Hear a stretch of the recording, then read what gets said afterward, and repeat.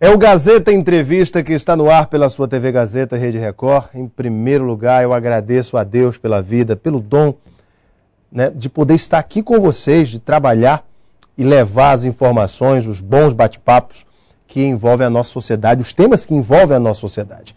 E hoje eu tenho um prazer de bater um papo em 3 blocos com o senador Jorge Viana, do PT, relator ali na Comissão de Meio Ambiente do Senado do projeto do novo Código Florestal, aprovado na última semana e que agora tramita na Câmara, não deve ser muito modificado. E o presidente da Câmara, Marco Maia, disse o seguinte, que talvez não dê tempo por conta do recesso parlamentar, que agora é dia 21, mas a presidente Dilma, inclusive, ligou para Jorge Viana elogiando o trabalho dos senadores e principalmente do relator Jorge Viana com relação ao equilíbrio do texto do novo Código Florestal brasileiro. Jorge Viana é meu convidado, mas antes de passar a bola para ele, porque eu já vou começar tirando onda com o Botafogo dele. Mas nós não vamos discutir futebol, não. Não, porque o Botafogo dele ficou fora da Libertadores. Eu vou tirar onda com ele, porque Jorge Viana também tem curtido esse momento, o novo shopping do Acre, tem ali o Araújo do shopping, que está muito bonito. E olha, eu vou convidar você a conhecer o Supermercado Araújo do Shopping Via Verde. É uma loja bonita, moderna, com amplos serviços, com novidades para você. E você faz suas compras com seu cartão de crédito Araújo Itaúcard, paga em 3 vezes sem juros e tem até 40 dias para pagar a primeira parcela. Que beleza, né? Supermercado Araújo, tudo para você. Senador Jorge Viana, seu Botafogo, que papelão, hein, senador? Mas não foi diferente do teu Flamengo. O Flamengo ficou em quarto, foi para a Libertadores, né? O Botafogo foi um desastre. Reta final foi um desastre. Vamos virar esse ano. O que aconteceu com o seu time? Desastre. Esse negócio de eleição de presidente de clube, aí demitiram o técnico, faltando 3 jogos. Ou seja, a praia ficou longe demais e o Botafogo morreu na praia.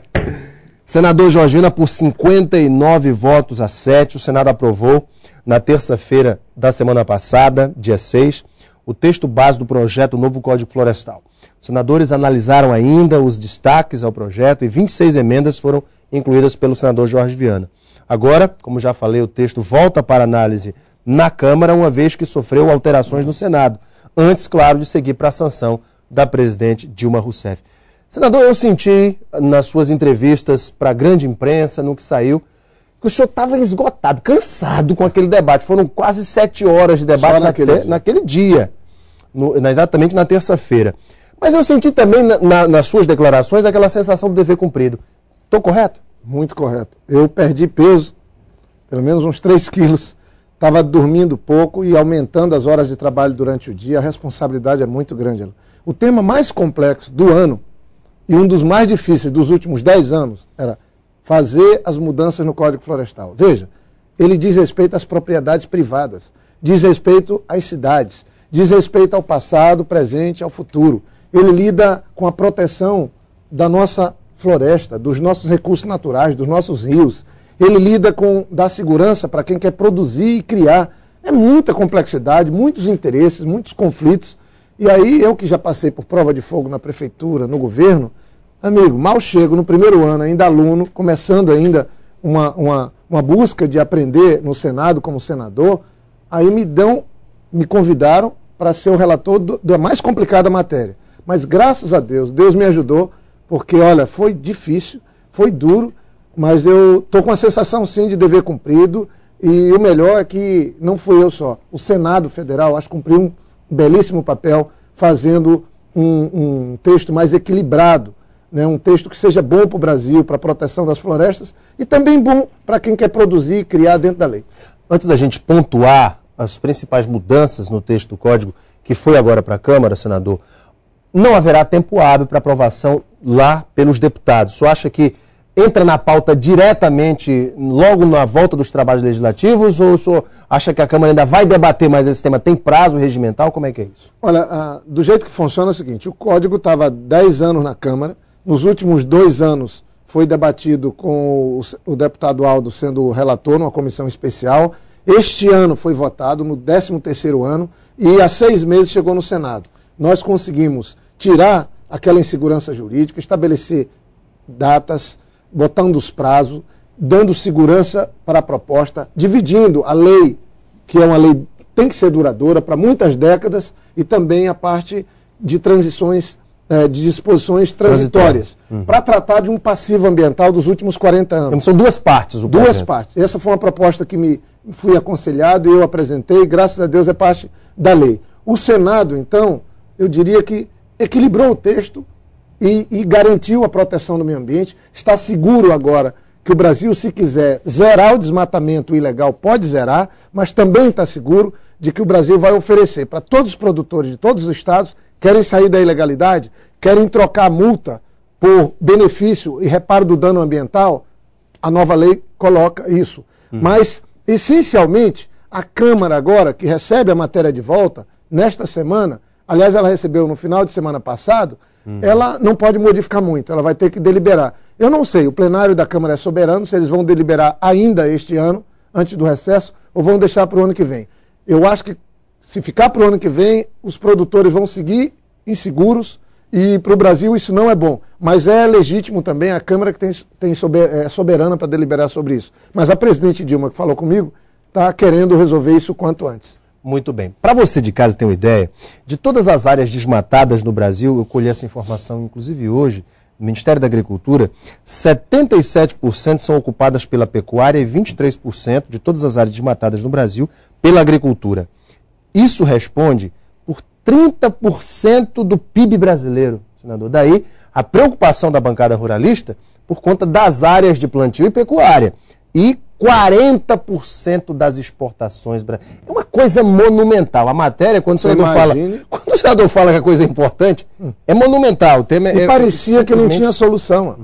Parecia que não tinha jeito. A presidente mesmo falou, disse, ô Jorge, ligou para o senador Luiz Henrique, que é uma figura que tem 40 anos de mandato, um homem honrado, foi presidente do PMDB, é uma pessoa que me deu a condição de trabalhar desde o primeiro dia que ele relatou em 3 comissões, e eu era na comissão mais importante, a comissão de mérito. Mas ele me deu a chance de trabalharmos juntos. E com a ajuda de senadores de todos os partidos. Fui visitando cada líder e montamos uma engenharia política importante. Agora, e mais ainda, e cuidando de algo que é precioso para nós, que é um bem de interesse comum, que são as nossas florestas. Se o Brasil, por exemplo, aprender a usar suas florestas, como a gente está tentando aqui no Acre, floresta pode ser um ativo econômico, em vez de ser, como alguns tratam como problema, floresta pode ser parte da solução e pode ter uma economia tão importante quanto do agronegócio. Senador, pontuando o código para que você em casa entenda direitinho, e vamos falar com o especialista no assunto, senador, as obrigações para quem desmatou até 22 de julho de 2008. Como é que ficou isso? Bem, o que é que acontece no Brasil? Por que foi mexido no código?